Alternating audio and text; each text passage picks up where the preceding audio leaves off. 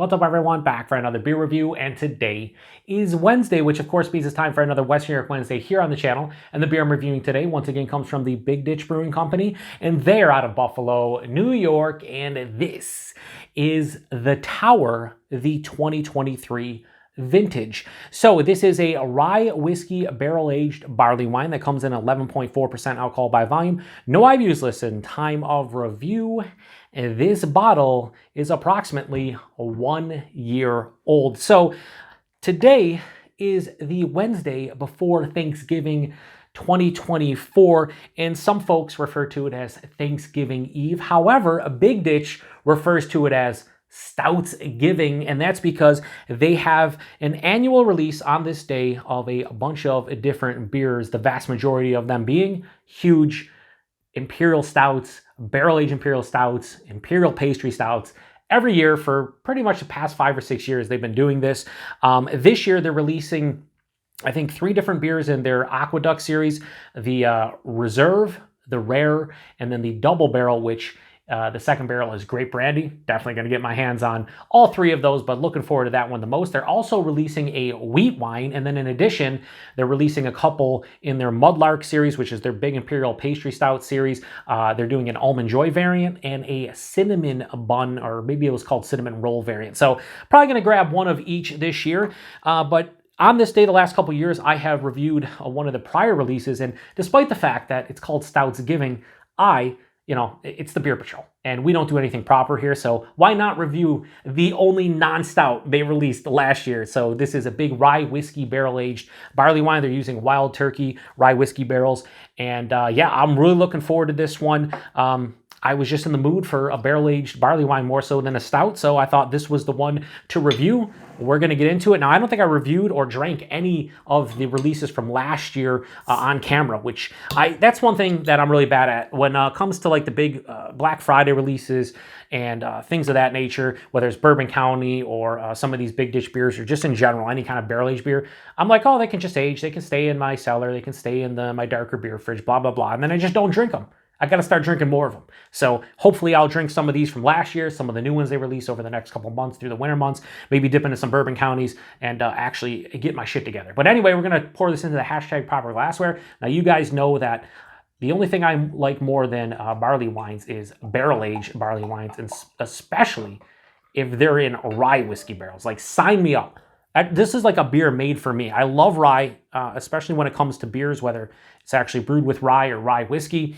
And then I love barley wines. You combine them. This beer, this is me all day long. So we have a beautiful looking beer that looks like a barley wine for sure. I don't know if the base is an American or English. My preference is English, but a lot of times when they're aged, the Americans kind of slightly turn into English barley wines. But that looks beautiful. Has this beautiful deep mahogany, like I would say more of like a deep amber into copper color. Some mahogany hints. There is some sediment, fine sediment I can see. Hold up to light, I can see through it. There's a decent clarity to it, but it's not like super clear. I had about a finger, which is now about a half a finger of this straight up khaki colored head. There are some alcohol legs, 11.4%. You kind of expect that. I don't think they're going to be sheets, but I can definitely, it's coating the glass, but not like overly so. In the hashtag proper glassware, this beer also looks fantastic. But if you want to see the beer, how it looks, not with the logo there, that's exactly how it looks. It looks like a beautiful barley wine of some sort, but let's be honest, in the hashtag proper glassware, I think this looks a little better, doesn't matter though. But shout out to Joe over at Joe's Arcade. Anyway, nose. God damn. Oh, god damn. Oh, please. Okay. Ooh. Relax. Settle your shit down, Yosef. Get it under control. The nose is immaculate. This is very reminiscent of the Grow Dormancy, the original one that I reviewed earlier this year, but there's a big toasted coconut vibe from the barrel. Oh, it's sweet. This reminds me of Sukaba from Firestone Walker. I know that's big praise, but what I'm saying is that coconut character. I've always enjoyed old school Firestone Walker beers. Like, I don't get that coconut character from the barrels much anymore, but we're talking like the mid to late 2010s. Like if I got Sukaba or Parabola or like their anniversary ale or anything like that, I would always get big toasted coconut. Get toasted coconut here. Yeah, beautiful toasted coconut over top of a very rich malty base beer that is, there's a ton, to me, a ton of caramelized sweeter sugars, caramel toffee, a touch of like a honey, almost like a honey tea. Big vanilla from the barrels too. This is a very sweet, like caramelized sugars, vanilla, coconut, like big. That rye whiskey is kicking out the vanilla, it's kicking out the coconut, but I'm not getting like a big spiciness from the rye. There's a nice, soft, like brown bread kind of presence here.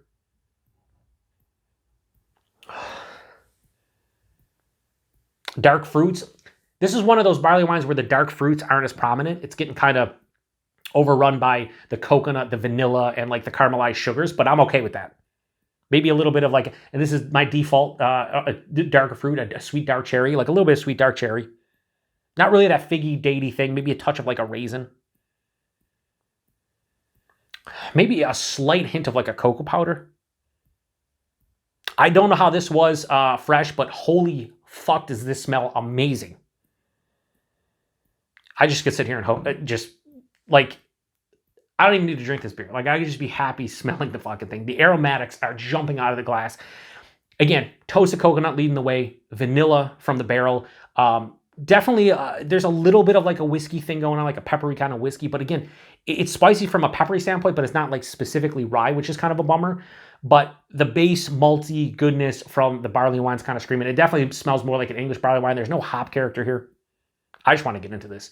Cheers, everybody, and happy Stoutsgiving.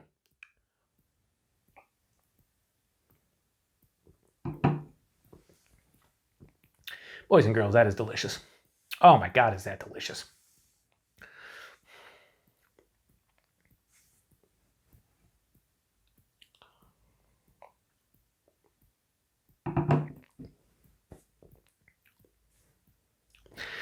Tell you what, if you're here in the Buffalo, New York area, Western New York, or you got your hands on this, if you have one of these in your cellar, in your fridge, wherever, out in the garage, it doesn't matter. This is drinking perfectly right now. Crack this open this year, before the end of this year.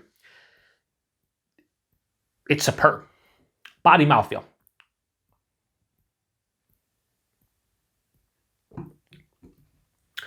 We'll say the one detriment to this beer, by detriment I mean minor inconvenience. It's not even inconvenience, it's just a minor detraction from the beer. A little bit thin. It's not substantially thin, it's a bit thin. Shout out to Paul over at PaTroll. This is medium full instead of full, 11.4. Barrel probably thinned it out a bit. It's not watery and thin and blah, blah, blah, but it's a touch thin. It's a bit thin. It's just not full body. I'm okay with it, but it definitely will stop this from getting a 5 out of 5 without question. Mouthfeel is really nice and exactly what I want out of this style. Mild to moderately carbonated, more approaching moderately, but it has a touch of softness. It is very smooth on the palate with just a skosh of creaminess. So mouthfeel is pretty fantastic. The body's really nice too. It's just a touch thin, a bit thin. The taste, the nose carried over to a T. My stomach's making noise. The forefront is just, I'm not even going to do this in stages where like front of the palate you get this, middle of the palate, back of the palate. It's kind of my formula for my reviews. Now this is like all over the palate. This is what I'm pretty much getting. I was going to say a gentle, but there's just like this soft hovering toasted coconut vibe. It's omnipresent. It's never the predominant note, but it's always there. Like you always get it when I take that sip, it's always there. But then with each sip, I get something different. But the main player in this one for me is a big, rich, sweet caramelized sugars. I'm getting toffee, caramel. There's some honey in here. There's an underlying tea note, which is kind of weird. I've never gotten that in a barley wine, so it's, you know, it is what it is. Maybe some like aged American barley wines where the hops start dying out and you get a little bit of tea note. I get that with like aged IPAs, old school IPAs. Like Zombie Dust, I've had like 6 months old ones. Forgot about the beer and just had it really old. And yeah, it was like a black tea note. It's a little bit in here. It's almost like a honey tea note, but it's not that big at all. It's just somewhat noticeable. Lots of caramelized sugars though. The only dark fruit I'm really getting in this one for the most part is that sweet dark cherry with maybe a hint of a raisin. But so that starts turning into like caramelized sugar covered like cherries and raisins and whatnot. I will say that on the finish is where, and I said I wasn't going to break it up, but really on the finish is where the rye whiskey hits. Does have like a peppery, slightly rye spice kind of whiskey vibe. There is a nice just whiskey character in general on the finish. The vanilla is kind of on the sides of the palate, and kind of if the toasted coconut is hovering over everything, the vanilla is like on the side, kind of enveloping everything. So I pretty much get coconut and vanilla with every single sip, and then I get a bunch of caramelized sugars and a little bit of dark fruit. But the finish is where the rye whiskey hits. It finishes with this nice semi-dry kind of oak tannin dryness, I would say.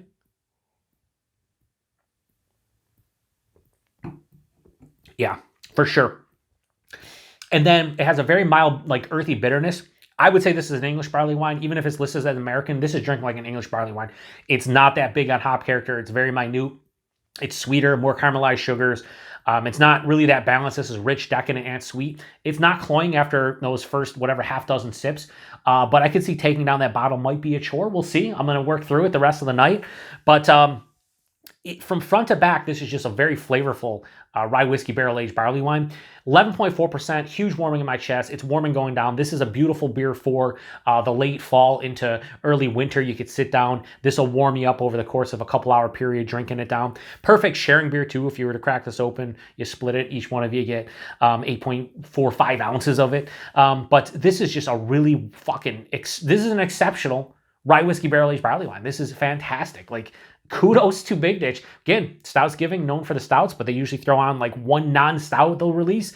And I wish they would do more variants of this, try different barrels. It's cool they released a wheat wine. You don't see many wheat wines. Shout out to Josh over at Last Beer. He always says, where's the wheat wines at? And I agree with him. So it's cool to see them release one. But I want to see this every year. This is fucking phenomenal. Yeah, so the only real cons to this one, slightly thin body, maybe personal preference, a little bit more bitterness or dryness to kind of truly balance it out, because this is a sweeter beer. Again, it's not cloying, but it leans sweet, so you got to keep that in mind. But as somebody who absolutely adores coconut, and specifically toasted coconut, when it comes from the barrel, I'm even more happy about it. I am actually somebody who enjoys the toasted coconut barrel influence more so than actual toasted coconut in beers. Like, that's my preference. If I'm going to get toasted coconut beer, have it come from the barrel as opposed to actual toasted coconut. And that's exactly what this is. I don't think there's any coconut in here, but it tastes like it. And I love coconut. You combine it with the vanilla, some of that honey and the caramel and toffee. It's just a very sweet, rich, and decadent beer that's not too overboard and too much of a good thing. So I'm going to take one more sip. I'm going to lock in a rating, but this is going to get a fucking crazy high score. I'm surprised. I'll be honest with you. Big Ditch, one of the more consistent breweries I feel in the Western New York area. And this just speaks to kind of the beers they can brew. I don't know how this drank fresh, but I'm telling you what, aged, it hasn't done it a disservice. Let's just say that. I don't even know how good it was fresh. But even if it was a 5 out of 5, this is still going to get a high score and not be far off that. So the Tower, the 2023 vintage from Big Ditch. Straight 4.75. All day, every day. 4.75. Fuck me, man. This is delicious. I wish I would have bought multiple bottles. Like, you know, there's so many Black Friday releases, so I do the Big Ditch, get some Bourbon County, and then some other bottle shops and beer stores will do other stuff. So I don't typically, you know, buy a shit ton of doubles and whatnot, but like something like this, I probably should have known better and just grabbed whatever I could. You know what I mean? Like, what am I doing? What am I doing? This is so fucking good. Like, this is so good. Goddamn. Yeah, anyway, great job, Big Ditch. Price point availability, $16 for that bottle. That's a 16.9 fluid ounce bottle, so a 500 milliliter bottle, and that's less than $1 ounce, and it's a 4.75 out of 5. $16 for that bottle all fucking day long, sons. And then availability, this was brewery only. I shouldn't say that. They do the release at the brewery, but some bottle shops in and around Buffalo might get some of the Stoutsgiving beers. Like, maybe this showed up at a couple. I don't know. But regardless, you had to be in the Buffalo, New York area and have access to one of the stores here or the Big Ditch Brewery. That's usually how it goes for their Stoutsgiving releases. And yeah, like, all I can say is if you have any bottles of this in your fridge, in your cellar, in your garage, wherever the fuck it may be, crack it open, see what you think about it. You might not like it as much as I do. You might love it more than I do. You might like it as much as I do. I don't know. But I would love to hear back from you if you do crack it. And if you had this one fresh, and you came back and visited it, let me know if you had it fresh in general. Have you had anything from Big Ditch, whatever? Post in the comment section. I'd love to hear from you. The reason I do these reviews is for the interaction. That's the key thing. So when I see 1 or 2 comments and people not interacting, it's like, well, I'm just kind of talking to camera. I know a lot of you out there, a lot of people have actually contacted me and be like, dude, I'll watch most of the reviews. I just don't comment. I'll just give it a like and just move on after watching the review. And I get that because I do that too. You can't watch every... I watch a lot of beer tubers. I have a lot of beer tubing friends. I can't watch every single video. And if I do, I give it a like, I watch. And a lot of times I don't have time to leave a comment. So I get it. But if you've had this one before, fresh, aged, whatever, just please post in the comment section and let me know what you think about it because this is fucking divine. I'm going to be posting this, like I said, on Stoutsgiving. So if you're in the Buffalo, New York area, go check out Big Ditch's Stoutsgiving release. I think you can order on the website. What I did the last 2 years is ordered on their website and just went and picked up the beer at a convenient time. You can do that, I'm pretty sure. And yeah. Kudos to Big Ditch. I love seeing a local brewery kick out awesome beers like this. Not as good. So this is the second best Western New York brewed beer I've had this year after Grow's Dormancy. But both beers are going to probably be in the top beers of the year list for me because this is probably the best, one of the best Buffalo brewed beers that I may have ever had. That's how good this is. So I know it's a long review, whatever. Check back tomorrow, Thanksgiving. We'll have a special Thanksgiving review, and then we're also going to have a special Black Friday review. So I'm going to shut this one down. I appreciate everybody. Oh, no, hang on. Let me read the back. Let's make this even fucking long. Let's make it like 25 minutes long, whatever. It says, our brewery sits in the shadow of the Electric Tower, which is where the New Year's Eve ball drops in Buffalo, and we brew with the tower to celebrate the coming of a new year. This beer was aged in Wild Turkey Rye Whiskey barrels, as we hope the subtle rye spice will complement the toffee, and honey character of the base beer. We hope you enjoy. So I did not read the back of this. I'm surprised they mentioned the honey. I was getting, like I said, more of a honey tea, and it wasn't like predominant note. They say toffee and honey, but there is definite like a honey character in this one. So I'm glad that I wasn't crazy. That's pretty awesome. I should have read it beforehand, and then I would have known that was in there, but no, it's good to pick up on something where you don't know what is in there. Man, that toasted coconut, vanilla, caramel, toffee, honey, and then you get that pop of whiskey on the back. All right, shutting this one down. Appreciate everybody stopping by for another beer review. Check back next Wednesday for a Western New York Wednesday. And until then, cheers.